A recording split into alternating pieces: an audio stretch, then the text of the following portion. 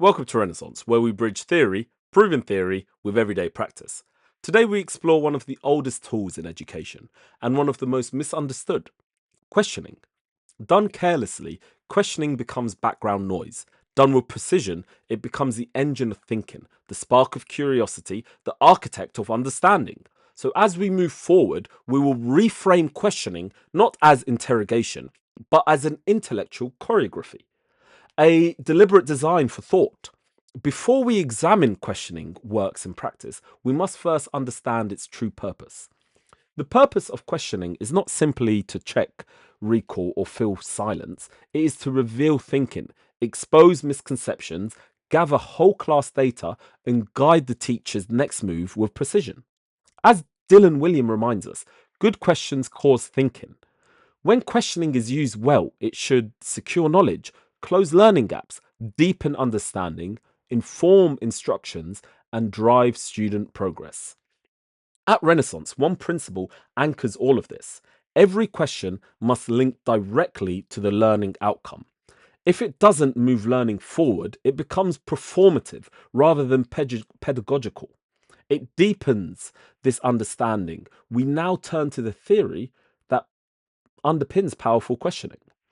The roots of effective questioning stretch back to Socratic teaching, where questioning was seen as the path to truth. Socrates believed that knowledge already existed within the learner, and that the role of the teacher was to draw it out through careful, crafted inquiry. Modern cognitive science reinforces this idea. Retrieval practice strengthens neural pathways and embeds knowledge into long term memory.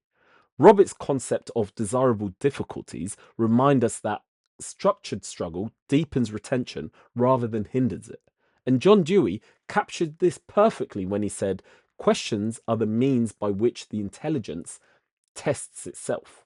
Understanding this theoretical base allows us to see why questioning must be engineered with care.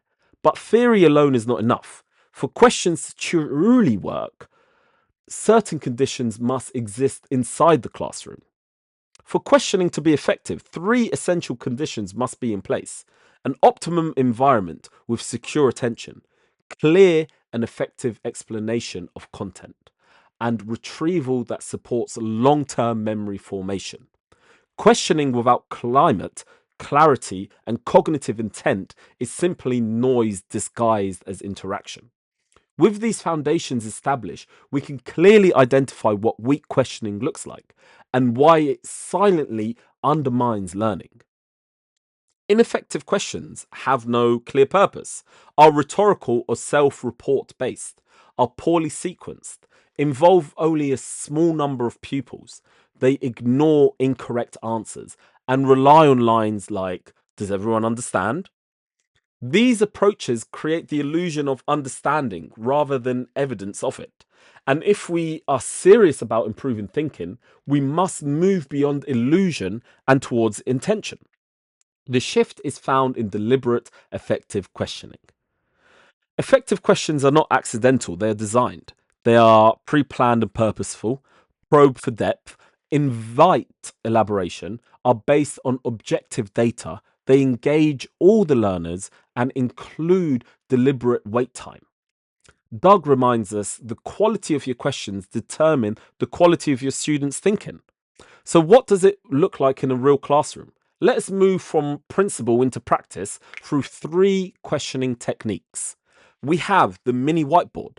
Mini whiteboards transform questioning from a dialogue with a few students into whole class, intellectual participation. They ensure every student thinks, writes, and responds.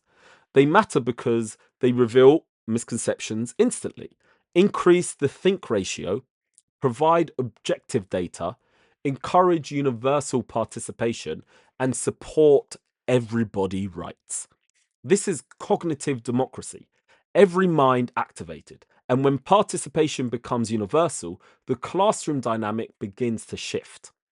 To embed mini whiteboards effectively, use concise, targeted questions, vary the format, repeat difficult items, showcase excellence. By doing so, the teacher turns questions into a diagnostic lens. Yet writing is only one layer of accountability. To extend this further, we introduce a method that ensures every student remains mentally present at all times. Cold call. Cold call shifts the classroom from voluntary participation to collective accountability. It promotes active listening, preparedness, whole class focus, deeper discourse, and a no opt culture. Structure it intentionally. Question, pause, and then name the student. As Doug teaches, cold call ensures that thinking becomes the expectation, not the exception. But questioning is not only about individual responses, it is also about a shared rhythm and collective rehearsal. And this is where our third technique plays its role. Call and response. The call and response introduces rhythm, pace, and collective participation. It reinforces retrieval through agreement and shared cognitive momentum. When embedded well, it builds confidence, synchronizes understanding, and strengthens memory through repetition. Yet, even the most powerful question can fail without time to think, which brings us to the most often overlooked art of silence. The science of wait time. Mary Budd Rowe discovered that increasing wait time from 1 second to 3 to 5 seconds dramatically improved the quality of student responses. Thought requires space. Silence is not absence, it is intellectual incubation.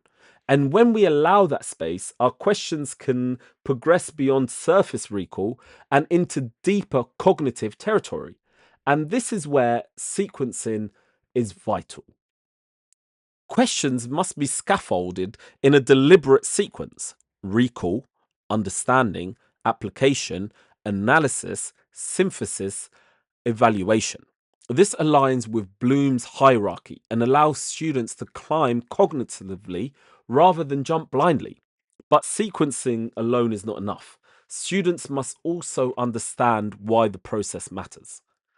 Naming the move, metacognition in action. Name it. The questioning strategies. Explain to students, I am asking you this so I can understand your thinking and support your learning. When students understand the purpose of questioning, they engage more deeply and reflectively. And when engagement deepens, the role of the teacher becomes something very specific. Effective questioning is orchestration. The teacher listens, adjusts, probes, and redirects with precision. Incorrect answers are not failures, they are diagnostic gold. Mistakes are portals to insight, as said by James Joyce. Through careful direct inquiry, the teacher navigates the flow of understanding. And to ensure the process is sustainable, we must now translate it into daily classroom routine. Before every lesson, script and plan at least 2 mini whiteboard questions, 3 cold call follow ups, and 1 call and response sequence. Rehearse your delivery because in questioning, as in all great teaching, precision is power. But beyond the framework and routine lies something deeper: the philosophy that defines Renaissance itself. Questioning is not about dominance, it's about discovery. It reveals what students know, what they understand, and what they are ready to become. When every question is intentional, every silence is purposeful, and every response valid, the classroom becomes a space of intellectual awakening. And this is how Renaissance teaches: not fast, not loud, but deep. This is not just questioning, this is deliberate thinking design. This is Renaissance. Thank you for listening.